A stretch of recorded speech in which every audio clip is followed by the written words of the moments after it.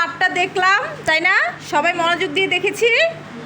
এবার সবাই কয়টি করে শব্দ লিখেছো সবাই এই পাঠ থেকে? সবাই লিখেছ অর্থসহ? অর্থসহ দাঁড়াও মা, তুমি দাঁড়াও। 20টি লিখেছে, সর্বোচ্চ লিখেছে আমাদের কি যেন নাম ভুলে যাই আমি। হুমায়রা লিখেছে 20টি। হুমায়রা বলো তুমি কোন কোন শব্দ লিখেছো অর্থসহ বলো আমাদের আজকের পাঠ থেকে।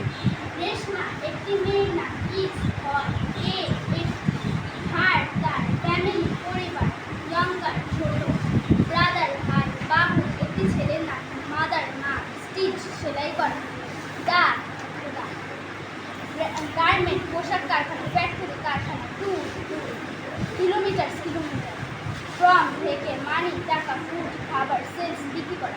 ভেরি গুড, ওর জন্য